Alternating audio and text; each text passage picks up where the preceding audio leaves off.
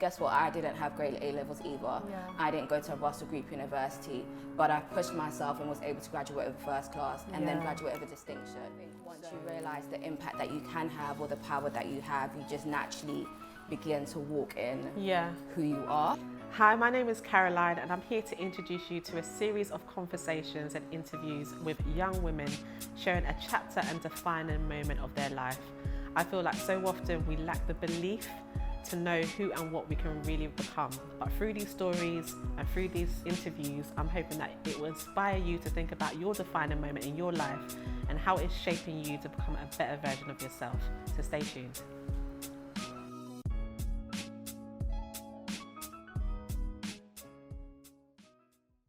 I'm so delighted to be joined by Miss Dorothy Adu today. You're an amazing young woman doing so many different things and particularly taking up space in the law space and really kind of taking and making impact in that arena. But just would like you just to talk a little bit about yourself now and what you're currently doing. Yeah, so my name's Dorothy Adu-Mfum. I am a lawyer at a Magic Circle firm, which is basically the term used for the top 5 firms in the UK.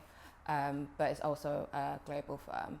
I also run a platform called Law City, which basically connects aspiring lawyers from low socio-economic backgrounds to the legal sector.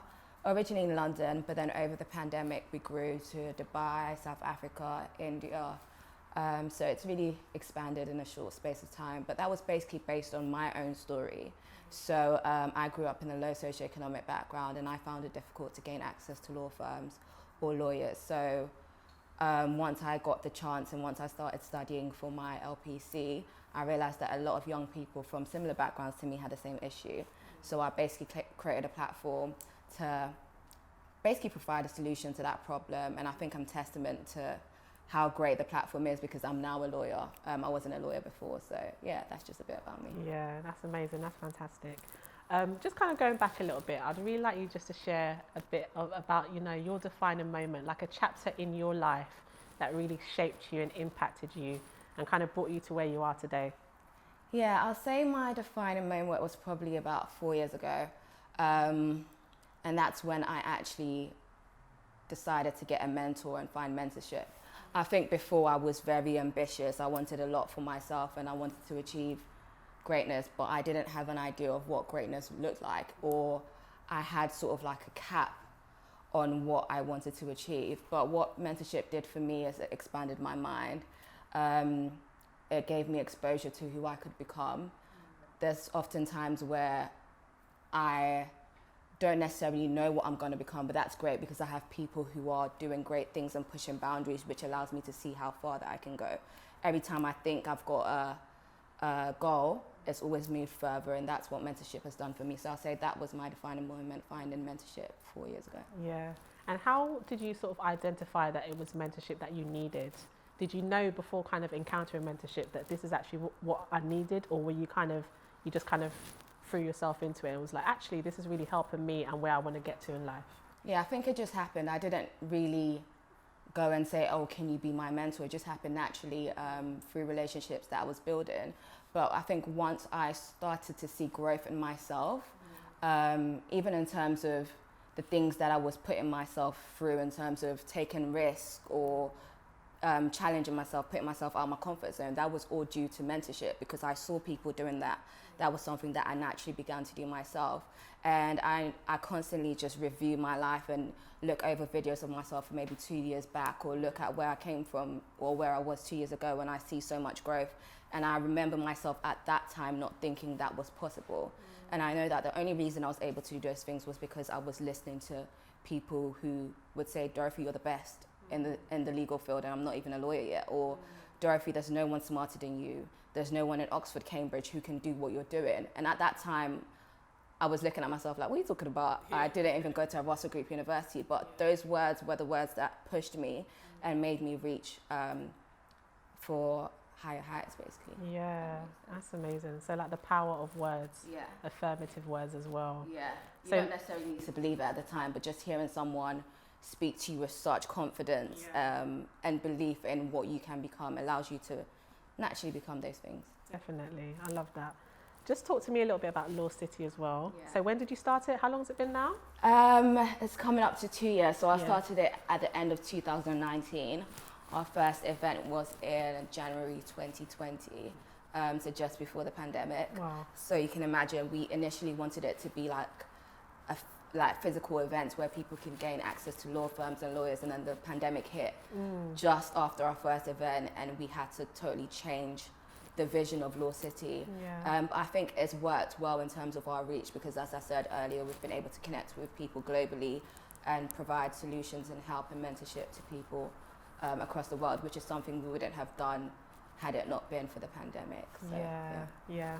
Law City is just a place where aspiring lawyers from disadvantaged backgrounds can see possibilities. Yeah. So they can come into this community and think, okay, I can achieve whatever it is they want to achieve. I can work at the best firms. I can work in whatever sector that they want to work in. Because I think from certain backgrounds, people from certain backgrounds, they normally have limitations. They don't have people who are visible in the areas that they want to work in. Yeah. So that's what Law City is. It creates that visibility. It expands their minds in the same way that leadership and mentorship expanded my mind. I want to do that for aspiring lawyers in the law space. So I think the future of Law City is going to be, it's basically a place where the best firms will come and recruit from, but we essentially want to increase the diversity within the legal industry. That's our main goal. Amazing, yeah. And I just want you to tell me as well, in terms of, because you seem like a very confident, amazing, bold, young black woman. And I'm just wondering, has it always been like that for you? And how did you kind of get to a place now? I know you spoke about mentorship and the power of words, and there might be people that are watching that can really relate to your story in terms of the background you came from and where you are now, and obviously working in one of the top 5 law firms. But I know that it's not always been like that for you. Yeah, I think it's definitely words, because I look at myself, just even a year ago, 2 years ago, I couldn't speak. I didn't like speaking. I still don't like speaking. But I think once you realize the impact that you can have or the power that you have, you just naturally begin to walk in who you are. Yeah. And I think, as I said, that is through people believing in me, people speaking to me and telling me, okay, this is who you are. Yeah. This is what you can do. You are here for a reason. And I mean, we've all got a purpose on this earth. So for me, it's just literally putting all your fears aside, putting your shyness aside, whatever, just to make sure that you fulfill whatever you've been called on this earth to do. And definitely, that's what pushes me. So I love that. And like, what's your take as well in terms of like embracing your story as well? Because this kind of chapter is all about stories. This episode is all about stories and embracing one's story. And I think sometimes people shy away from their past, or, they kind of look back on their past with regret. But I really believe in telling your story, because there might be other people that can relate, and also I think it just helps you find your voice as well, when you're able to just kind of embrace all the things that you kind of been through, your journey, where you're going, your next steps, and just really kind of taking hold of it and talking to people about what you've been through in your story. So your stories are very, very important, because that's the only way people are going to relate to you. Whenever I speak at a law event or a panel, I like to highlight the fact that I came from a low socio-economic background. Unless they know that I came from a low socio-economic background, they won't know what they can achieve, and I haven't achieved anything yet. But I like to highlight where I've come from, because a lot of these people always say to me, oh, but I don't think I'm good enough. I don't think this firm is going to take me. I had bad A-levels, or I didn't go to the best university. And I said, okay, guess what? I didn't have great A-levels either. I didn't go to a Russell Group University, but I pushed myself and was able to graduate with first class and then graduate with a distinction. So I always highlight my past to let people know what they can achieve, because without that, they'll think that you just got there by magic. But there's actually a process that people took to get to where they are, and it's important to highlight that, so people see the growth, they also see the possibilities, and they see that they can also achieve those things that they see people achieve. Absolutely, 100%. All right, so you're running a Law City platform, and you're also a trainee solicitor. So how do you do the two? How do you juggle it? Because they're both extensions of you and both amazing things that you're doing separately. But how do you juggle? Honestly, I'm just figuring it out, because you can imagine being a trainee solicitor at a Magic Circle firm is extremely demanding, and it's a territory that I've never stepped into before. I mean, I go to work every day not knowing what I'm doing, and it's kind of trained me to just function and work in the unknown, because you're still expected to deliver high levels of work even though you do not know what you're doing. But I think what helps me run the two is having a great team. I have an amazing team, a very supportive team, who I'm able to delegate a lot of the work to.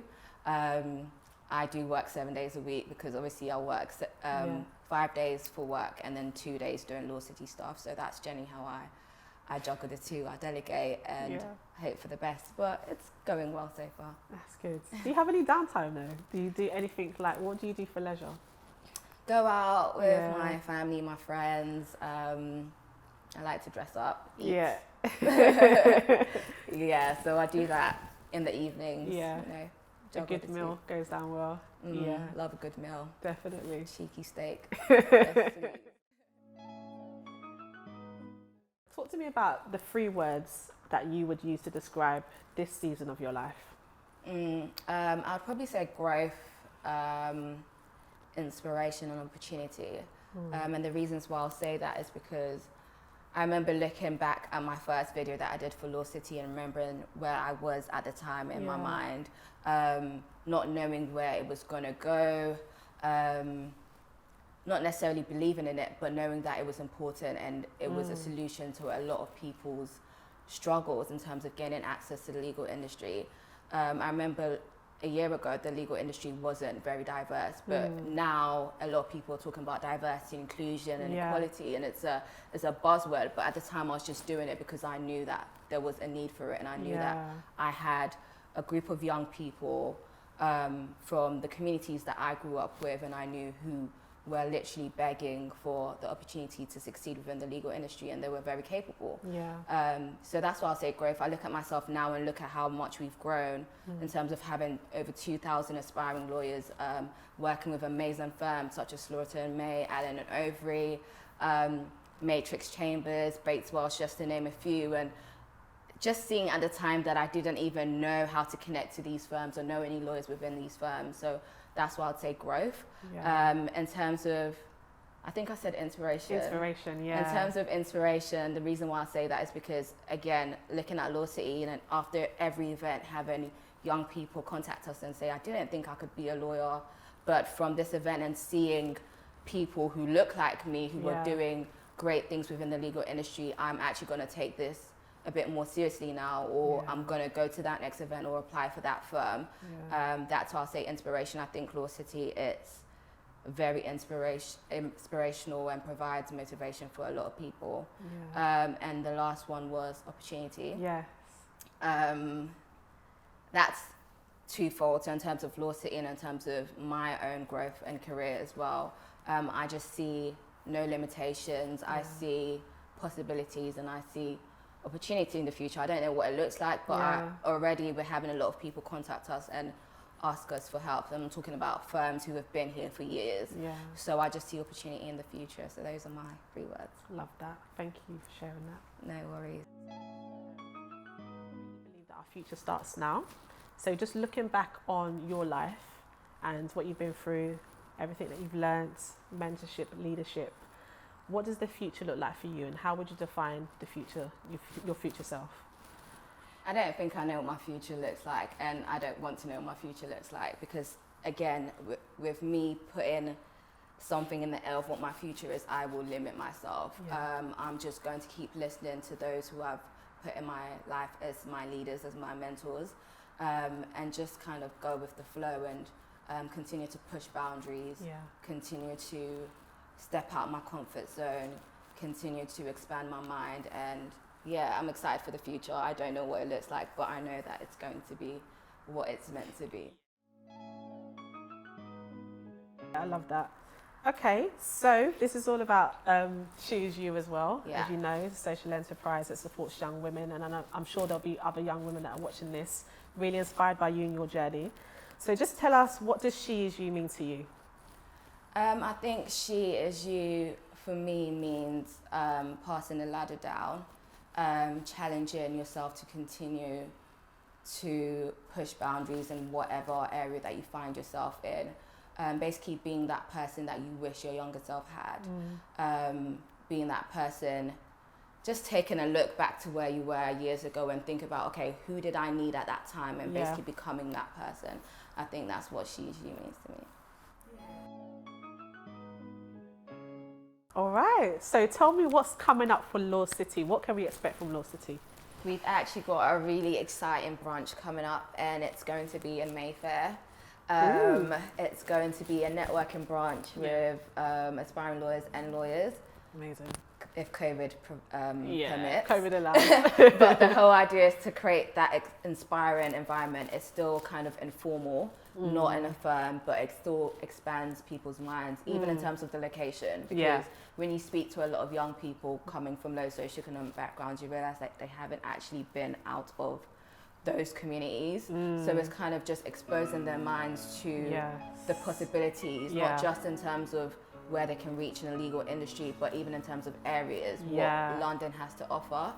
So I'm really excited for that. We have already sold out in terms of our registration, so we're trying to kind of see if we can get more space or potentially another venue, but that's what's coming up in the immediate future.